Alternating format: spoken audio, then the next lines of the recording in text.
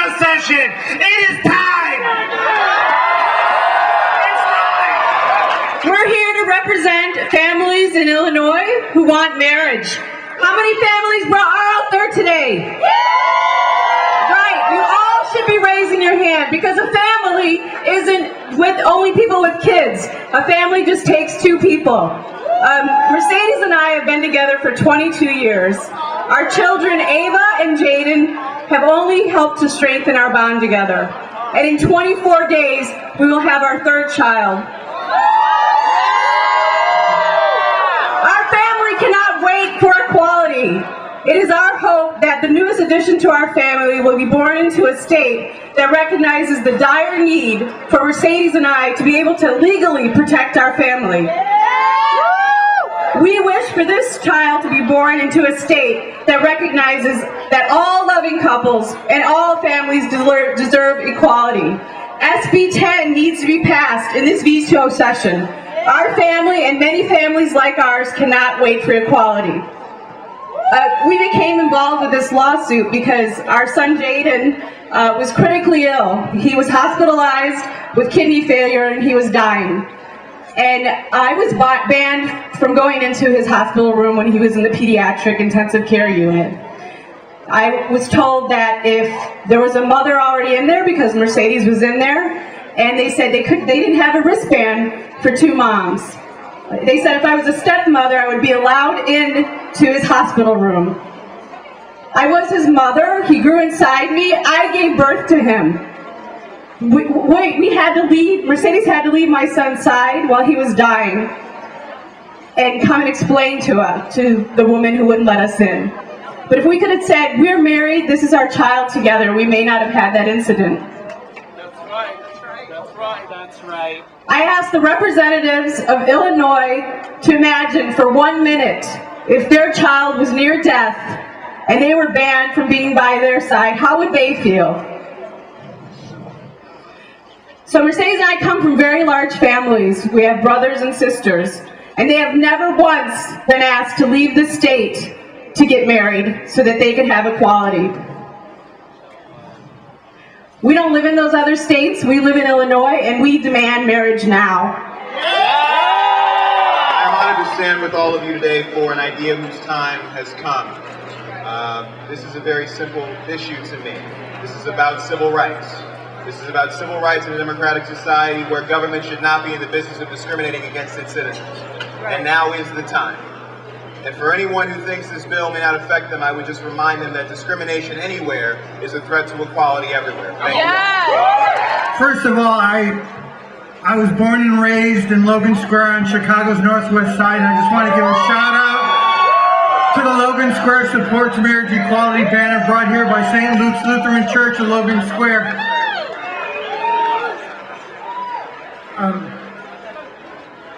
I, along with my late husband, John Pennycuff, first asked for and were denied a marriage license back in 1991. Little did we know then that one day we would have to flee our home state in order to be married. Fast forward to February 5th, 2004, and there we are standing under the dome of San Francisco City Hall, being declared spouses for life. What an amazing day that was. I am here today because of that amazing day, that amazing experience, that amazing man, to add my voice to the growing list of Illinoisans calling on the Illinois House and legislators to do the right thing. But more specifically, I'm here today to call on Latino legislators to support marriage equality.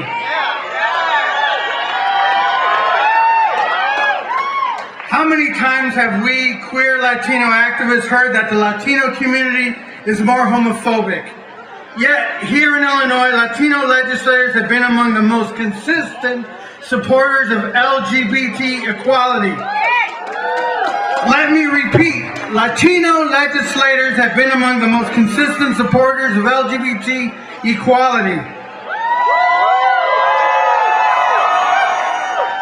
I am proud of that.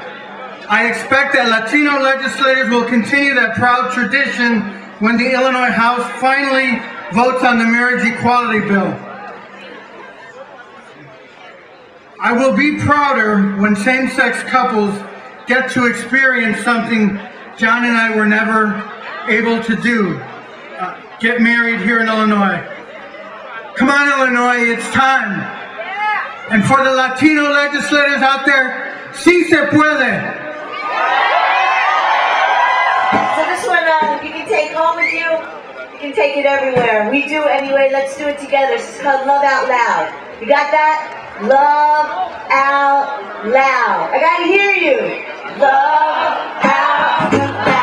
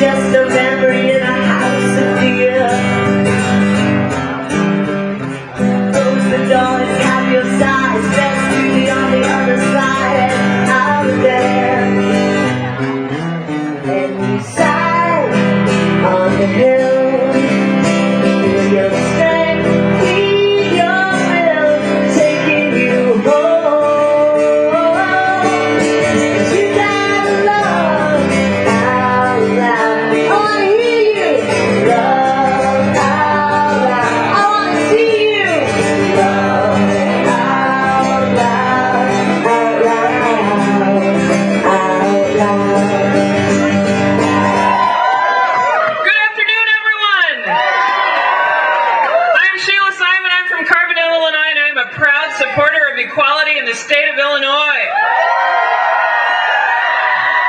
Somewhere here is my husband. I don't know where you are, Perry, but I'm glad you're here. My husband and I have been married for 26 years, and it's wonderful, and we have support from all of our friends to stay together and to be the tied together family unit that we are. We have two best friends who have been together for 27 years, and they don't get the same recognition, and I want the same recognition for them. And this one is personal. This one means something to all of us. It's not just a policy decision, it's our families. Go for it. Thank you for being here. We're not stopping. Thank you, everyone. With the Metropolitan Community Churches, and I am a proud lesbian. Today, I stand before you, the people of Illinois, standing on the shoulders of other beginnings, because it was the founder of MCC Churches 45 years ago, Troy Perry, that married the documented first same-sex couple in the United States. It was in 1970 he walked to the courthouse in California and said, "You are going to marry me." And it's because he did that we are standing here today, people. We are standing here on the side of love and on the side of justice. And I am standing here for a new beginning in Illinois. We are GLBTQ folks in Illinois. We are people of faith. And I want to know, of all of you here, where are you? People who stand on the side of love. Where are you standing on the side of justice? That's where you are. And we are going to let all of Illinois know today and right now. We are here. We are standing on the side of love and justice. We're doing it proudly, and we're doing it in the name of our God, of the divine, and of the higher power that will lead us all. May it be true.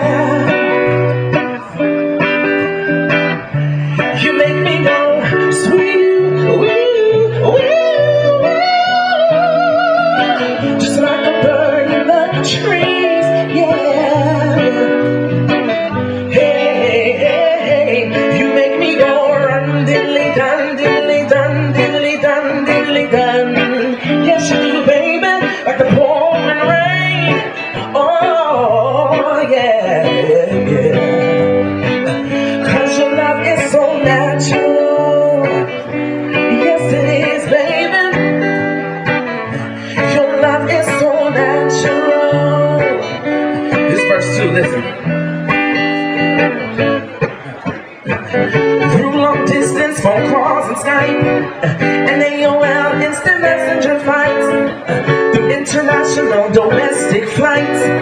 The bond between us, it still stays tight. And as other lovers, summer flings, winter, fall, and spring, year round, you're the one for me. Yes, you are, baby. Yeah. Across the ocean, jet set, coast to coast, you're the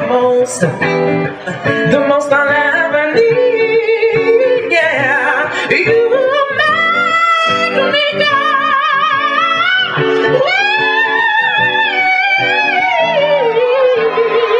Like a summer breeze. Repeat that. Like a summer breeze. Yeah, yeah, yeah. You make me go.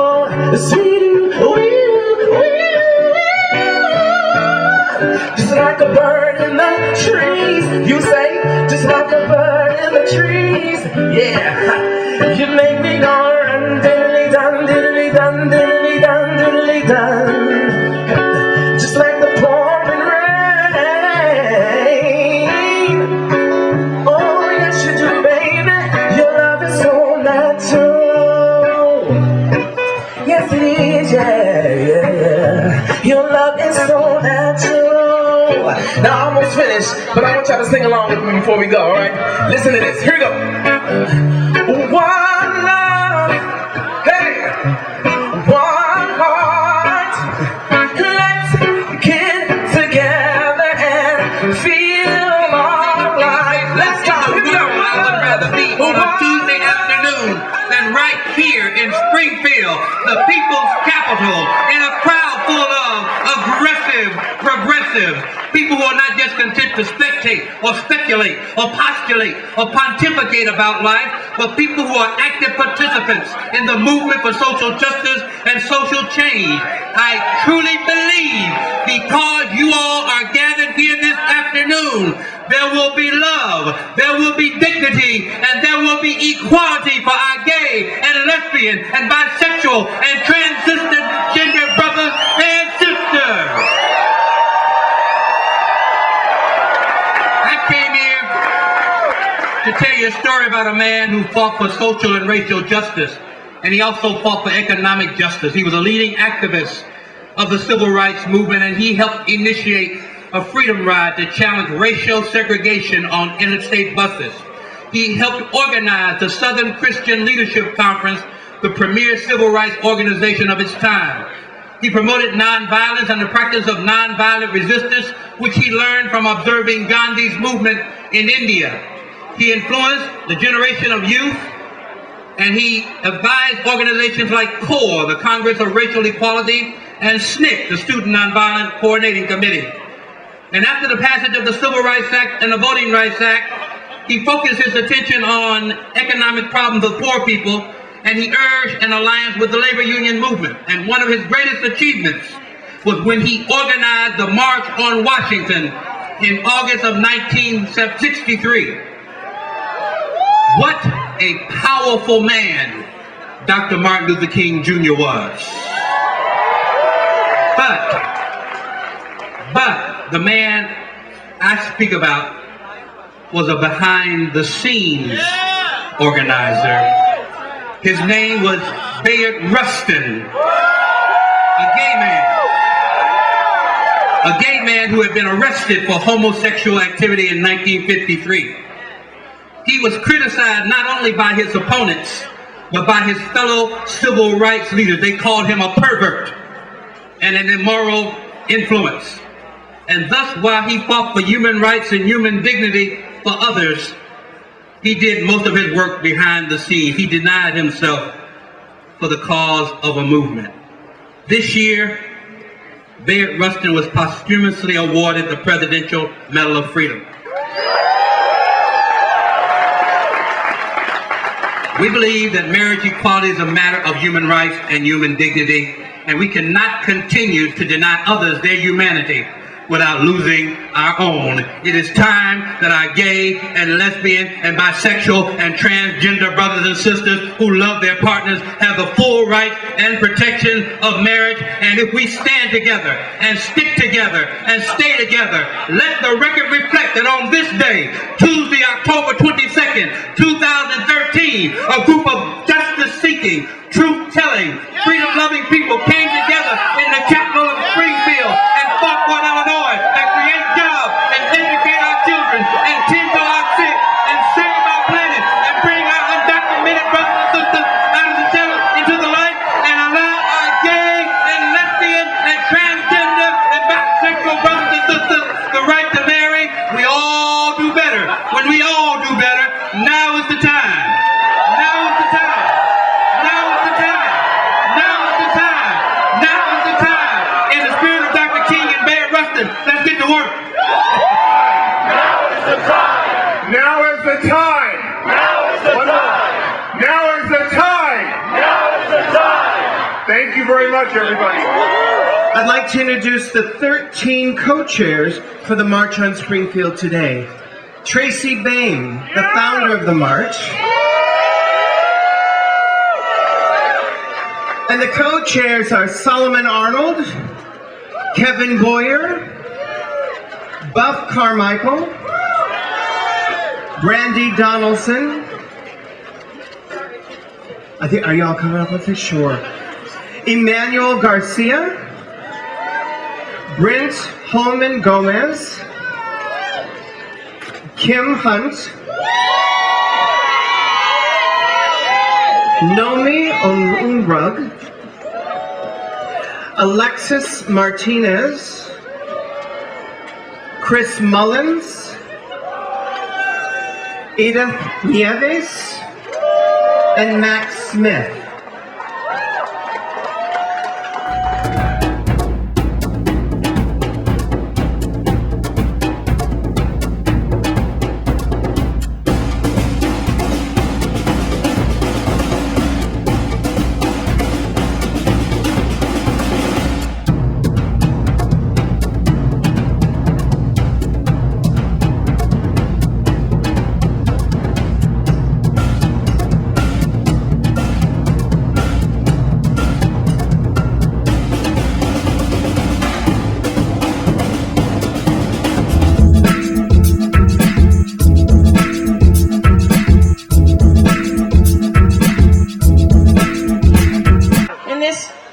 And in this state, we know where it rests.